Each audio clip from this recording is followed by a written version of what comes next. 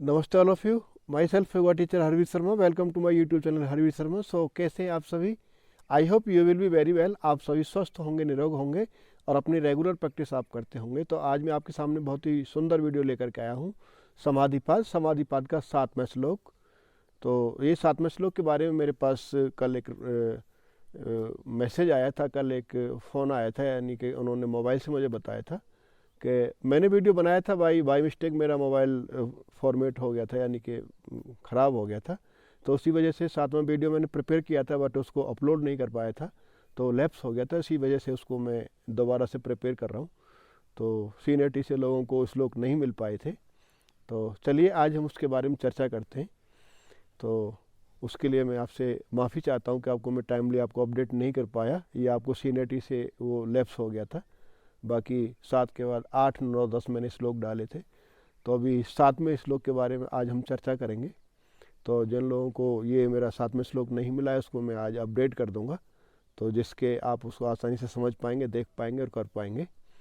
तो चलिए अभी हम स्टार्ट करते हैं। समाधिपाद का मेरा 7वां श्लोक है, यानी कि इससे पहले हमने सबसे पहले 6वें श्लोक में हमने चर्चा किया था कि प्रमाण, विपर्य, विकल्प, निद्रा, स्मृति 5 प्रकार की ये वृत्तियाँ बताई थी। तो आज हम प्रमाण और हम जो प्रमाण, जो हमारी जो वृत्ति है, उसको हम किस प्रकार से हम उसको यानी सिद्ध कर सकते हैं, कितने प्रकार से हम उसको जान सकते हैं, उसके क्या क्या उसके तरीके हैं, उसके बारे में आज हम बात करेंगे। तो यहाँ महर्षि पतंजलि जी ने बोला है कि प्रत्यक्षान मानागमः प्रमाणनी। ये जो प्रमाणनी, इनको यानी कि तीनों को प्रमाणनी के नाम से जाना है। प्रत्यक्ष का मतलब सामने, यानी कि फेस टू फेस, जिसको आप देख सकते हैं, लाइव जिसको आप बोल सकते हैं। और अनुमान का मतलब यानी कि गेस्ट करना या अनुमान लगाना। और इसी प्रकार से आगम हमारे वेद शास्त्रों में जो निहित है, और तो इस प्रकार से आप इसको जानेंगे। तो सबसे पहले हम बात करते हैं प्रत्यक्ष प्रमाण की। प्रत्यक्ष प्रमाण को आप किस प्रकार से समझ सकते हैं? तो प्रत्यक्ष प्रमाण का मतलब यह है कि यानी कि मैं आपके सामने वीडियो बना रहा हूँ, मैं आपके सामने फेस टू फेस रूबरू हो रहा हूँ, आप मेरे से बात कर रहे हैं, या आप क्लास में प्रेजेंटली आप बैठ करके देख रहे हैं, या ऑनलाइन क्लास हैं, या फिजिकली जो भी है, तो उसको लाइव जो प्रत्यक्ष सामने जो आप देख पा रहे हैं, यानी जो भी कोई चीज़ है आपके सामने है जो आप कर रहे हैं, जो सामने आप देख रहे हैं और कर पा रहे हैं, या आप ज्ञानेंद्रियों के द्वारा अनुभव किए जा रहा है, उसको आप प्रत्यक्ष प्रमाण बोलते हैं। दूसरा इसका एक उदाहरण है कि जिस प्रकार से आप गाड़ी ड्राइव करते हुए रोड से आप कहीं जा रहे हैं, तो ये प्रत्यक्ष प्रमाण है कि आप गाड़ी ड्राइव कर रहे हैं, आप रोड से जा रहे हैं, इसको आप प्रत्यक्ष के रूप से जान सकते हैं। तो अब इसके अंदर हमारे 2 रूप होते हैं, यानी अक्लिष्ट और यानी क्लिष्ट, यानी कि सुखकारी और हमारे विघ्नकारी, या हमारे रोग में बाधक के रूप में, या हमको विचलित करने वाली, या हमारे रोग में अवरुद्ध करने वाली, हमारे मार्ग में अवरुद्ध करने वाली, हमारी योग साधना में हमको बाधा पैदा करने वाली ये प्रवृत्तियाँ 2 प्रकार की होती हैं। तो सबसे पहले हम बात करते हैं अक्लिष्ट। अक्लिष्ट यानी कि हमारे योग मार्ग में सहायक जो जिनको हम बोलते हैं।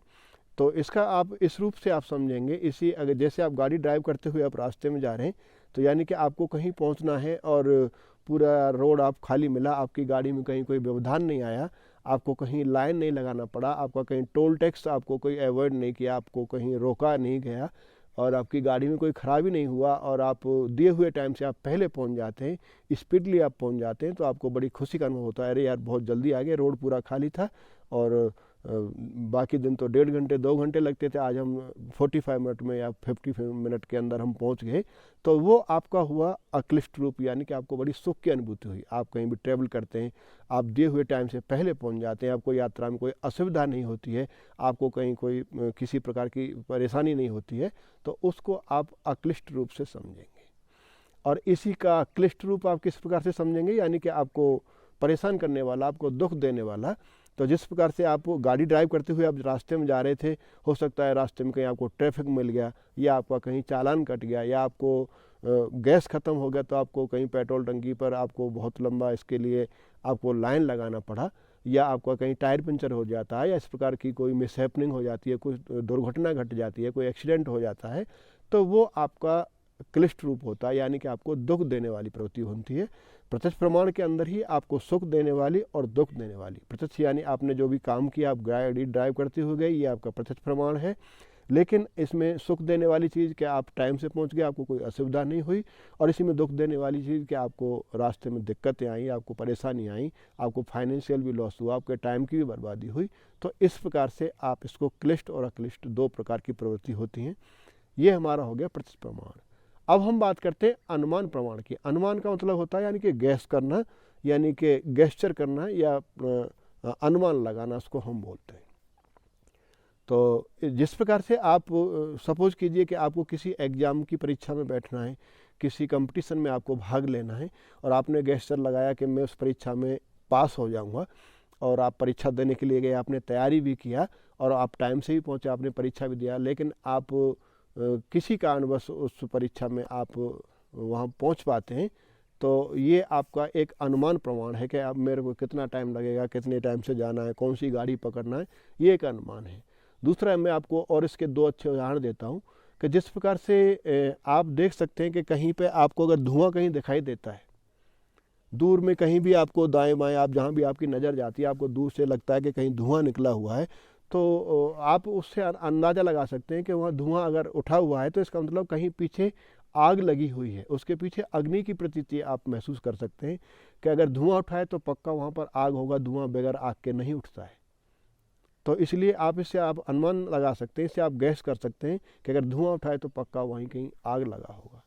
दूसरा, इसका और एक उदाहरण आप ले सकते हैं कि जिस प्रकार से आपके आसपास कहीं भी आप जहाँ रहते हैं, आप कहीं भी आपके गांव या जहाँ भी आप रहते हैं, तो वहाँ पे आप देखेंगे कि आपके जो नदी नाले हैं बारिश के समय में कई बार वो ओवरफ्लो हो जाते हैं, भर के आते हैं, या उनके अंदर बहुत ज़्यादा गंदा पानी आता है, या उसमें खरपतवार वगैरह या पेड़ पौधे या कुछ ऐसी पेड़ों की जड़ें वगैरह बह कर के आती हैं।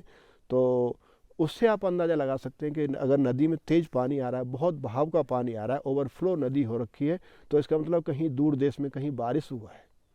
तो इससे आप अंदाज़ा लगा सकते हैं कि नदी का पानी ओवरफ्लो हो रहा है, गंदा पानी आ रहा है, तो इसका मतलब कहीं बाढ़ आई हुई है, या फिर कहीं दूर देश में कहीं बहुत तेज़ बारिश हुआ है, जिसकी वजह से इन नदी और नालों में भी पानी छोड़ा गया है। इससे आप अंदाज़ा लगा सकते हैं। तीसरा, इसका और एक उदाहरण मैं आपको देता हूँ कि जैसे कई बार पहाड़ों में मौसम ख़राब होता है, या बर्फ़बारी होती है, या फिर बारिश होती है, तो कई बार यानी कि आसपास के बहुत यानी कि नज़दीक के 500 किलोमीटर तक के इलाकों को भी, यानी दूसरे नज़दीक के इलाकों में भी इसका इफेक्ट जाता है, यानी वहाँ भी मौसम ख़राब हो जाता है, यानी कि वहाँ आप देख सकते हैं वहाँ ठंडी हवाएं चल जाती हैं, मौसम ख़राब हो जाता है, बादल हो जाते हैं, बारिश हो जाती है। तो इससे भी आप अंदाज़ा लगा सकते हैं, बहुत ठंडी अगर हवा चलती है, मौसम नीचे ख़राब होता है, तो आप ये अंदाज़ा लगा सकते हैं कि पहाड़ों में भी कहीं बर्फ़बारी हुई है, वहाँ भी कहीं बारिश हुआ है, तो इससे आप अंदाज़ा लगा सकते हैं। जैसे कि आप मुझे देख सकते हैं, यहाँ मैं आज पहाड़ों में हूँ और यहाँ पर मौसम ख़राब है और ठंडी है, तो बारिश भी 2-3 दिन से लगातार है, मौसम काफ़ी टेम्परेचर डाउन है, तो इसलिए मैंने आज गर्म कपड़े पहने हैं। आप मुझे देख सकते हैं, मैंने आज अपना इनर वगैरह गर्मी के गर्म कपड़े निकाले हैं, और मैंने यानी ऊपर से कैप भी पहना हुआ है। तो इस चीज़ को आप महसूस कर सकते हैं। और ये यानी कि आप देख सकते हैं कि ये जून का महीना है, जून के महीने में भी मैं इतनी गर्म क्लोथिंग पहन करके बैठा हूँ। तो इस प्रकार से अगर नीचे कहीं मौसम ख़राब हो सकता है, यानी बारिशें होती हैं, तो हवाएं चलती हैं, तो आप अंदाज़ा लगा सकते हैं कि कहीं ने पहाड़ों में भी कहीं बर्फ़बारी हुई है, बारिश हुई है, मौसम ख़राब हुआ है। तो इसको हम बोलते हैं अनुमान प्रमाण। तो अब इसमें सुखद और दुखद रूप के बारे में अब हम चर्चा करेंगे। जैसे कि आपको कहीं परीक्षा देने के लिए जाना था, आपको परीक्षा के लिए आपने प्रमाण करके रखा था कि मुझे कहीं जाना है, ये टाइम से पहुंचना था, लेकिन आप उसी परीक्षा में आप टाइम से पहुंच जाते हैं और आप सफल हो जाते हैं, तो आपको एक बहुत बड़ी यानी कि आपका अक्लिष्ट रूप यानी कि आपकी सहायक सिद्धि इसको हम बोलते हैं कि आपको बड़ी खुशी होती है, यानी कि आपकी अक्लिष्ट प्रवृत्ति उसको हम बोलते हैं, अक्लिष्ट वृत्ति इसको बोलते हैं। लेकिन उसी के अनुरूप आप रास्ते में पहुंच नहीं पाते हैं, मौसम ख़राब हो जाता है, या इस प्रकार से आप गाड़ियां बंद हो जाती हैं। जैसे आजकल लॉकडाउन लगा हुआ है, किसी को बहुत इम्पोर्टेंट काम होता है और आदमी वहां पर जा नहीं पाते हैं, या उनका काम रुक जाता है, तो अंदर से आदमी को ज्वेल्स होती है, दुखद होता है उनको, यानी कि उनके अनुकूल उनकी प्रवृत्ति नहीं बनती है, तो उनको दुख लगता है, यानी कि उसको हम कलिष्ट रूप के रूप में जानते हैं। तो इसका सुखद और दुखद आप इस चीज़ को आप अनुमान लगा सकते हैं। तीसरा, हम बात करते हैं आगम प्रमाण के बारे में। आगम प्रमाण का यहाँ लक्षण ये है कि आगम मतलब हमारे वेद शास्त्रों में जो लिखा गया है, हमारे वेद शास्त्रों की मान्यता को हम आगम प्रमाण बोलते हैं। यानी कि जिस चीज़ को हमारे ऋषि मुनि संतों ने या हमारे श्रेष्ठ लोगों ने, जिन लोगों ने पहले हमारे ग्रंथों के ऊपर, जैसे गीता हमारा, महाभारत हमारा, रामायण, हमारे जो भी एपिक्स हैं, हमारे महाकाव्य हैं, हमारे ग्रंथ हैं, या हमारे जो भी उपनिषद हैं, उनके अंदर जो भी लिखा गया है उसको हम सत्य मानते हैं। और सत्य इसलिए मानते हैं जैसे कि गीता में कहा गया है कि योग कर्म सुकौशलम या समत्वम योग उच्यते। तो ये इन बात कहीं ना कहीं ये लागू होती हैं, सिद्ध होती हैं, उनका एक प्रमाण है, वो शास्त्रों में लिखा गया है, इसलिए उसको हम आगम प्रमाण बोलते हैं। वो बहुत पहले से लिखा हुआ है, प्रत्यक्ष के समत्व में योग उच्यते, यानी कि समता का भाव रखना चाहिए, या योग कर्म या कर्मों की कुशलता ही, ये पहले से माना गया है। तो अब इसके बारे में हम बात करते हैं कि इसमें क्लिष्ट और अक्लिष्ट रूप इसमें किस प्रकार से बनता है, इसको आप किस प्रकार से अपनी लाइफ में उतारेंगे और किस प्रकार से आप इसको सिद्ध कर पाएंगे। तो इसके अंदर जैसे गीता में लिखा गया है कि योग कर्म सुकौशलम या समत्व योग, इन बातों के ऊपर चर्चा जैसे हम करते हैं, तो उसी में जैसे हम कई बार उसमें क्या होता है कि आपको अक्लिष्ट और क्लिष्ट रूप आपको किस प्रकार से महसूस होते हैं, कैसे आप उस चीज़ को समझेंगे। तो जिस प्रकार से जो योगी पुरुष होते हैं, जो साधु पुरुष होते हैं, जो तपस्वी लोग होते हैं, जैसे हमारे गीता के अंदर हमारे 2 प्रकार के कर्म होते हैं, यानी कि शुक्ल कर्म और यानी कृष्ण कर्म। यानी शुक्ल कर्म यानी अच्छे कर्म जिसको हम बोलते हैं, यानी पुण्य कर्म जिसको हम बोलते हैं। कृष्ण कर्म यानी कि पाप कर्म बोलते हैं हम, बुरे कर्म हम जिनको बोलते हैं। यानी पाप कर्म और पुण्य कर्म, या अच्छे कर्म या बुरे कर्म, आप इसको जान सकते हैं। लेकिन जो साधु लोग जो होते हैं, तपस्वी लोग जो होते हैं, साधक लोग जो होते हैं, जो इस पथ पर चलने वाले होते हैं, अपने जीवन में लाइफ में इस चीज़ को उतारने वाले होते हैं, इसका अनुसरण करने वाले होते हैं, और जो आगम प्रमाणों को मानने वाले होते हैं, और इसे को तो इन्होंने यहाँ पे उसको उनको क्या है, वो लोग मिश्रित कर्म करते हैं, ना वो अच्छे कर्म करते हैं ना वो बुरे कर्म करते हैं, यानी वो मिश्रित कर्म करते हैं। तो उनको हम आगम प्रमाण के नाम से जानते हैं। अब उनका क्लिष्ट और अक्लिष्ट रूप आप किस प्रकार से समझेंगे? क्लिष्ट रूप आप इस प्रकार से समझेंगे कि अगर आप योग साधना में तत्पर हैं और रेगुलर आप अभ्यास करते हैं और आप साधना में अग्रसर हो रहे हैं, आपको अचीवमेंट मिल रहा है, आपको अच्छे पोज आ रहे हैं, आपकी निरंतर साधना बहुत अच्छी चल रही है, तो आपको उत्साह बढ़ाने वाली हैं, आपके वैराग्य को दूर करने वाली हैं, तो ये आपका योग मार्ग में सहायक आपको लगती हैं, तो ये आपके यानी कि आपका अक्लिष्ट रूप हुआ।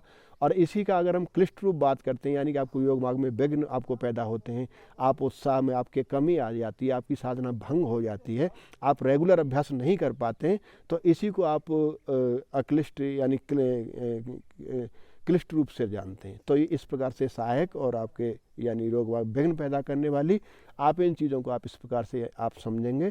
तो इस प्रकार से ये वीडियो है, यानी कि इसके अंदर प्रमाण के बारे में हमने चर्चा किया। प्रमाण हमारे 3 प्रकार के होते हैं, यानी प्रत्यक्ष, अनुमान और आगम। और प्रत्यक्ष हम किस प्रकार से देख सकते हैं, अनुमान हम किस प्रकार से लगा सकते हैं, और आगम को हम किस प्रकार से मानते हैं, और उनके अंदर हम अक्लिष्ट और क्लिष्ट प्रवृत्तियों को किस प्रकार से समझेंगे और किस प्रकार से इसको हम अपने जीवन में लागू करेंगे। अगर आपके मार्ग में इस प्रकार के व्यवधान आते हैं, इन चीज़ों को अपनी लाइफ में आप उतारें, इन चीज़ों को आप समझें, तो इससे आपको सहायक सिद्धि होगी, आप योग मार्ग में प्रशस्त होंगे, आप मोक्ष की प्राप्ति कर पाएंगे, आप केवल की प्राप्ति कर पाएंगे, योग मार्ग में अग्रसर होंगे। तो आज का अभ्यास मेरा इतना ही। मैं आशा करता हूँ आप इसको बढ़िया से समझ पाएंगे, कर पाएंगे और अपने जीवन में उतार पाएंगे, और मेरे नेक्स्ट वीडियो का इंतजार करें। नमस्ते ऑल ऑफ यू।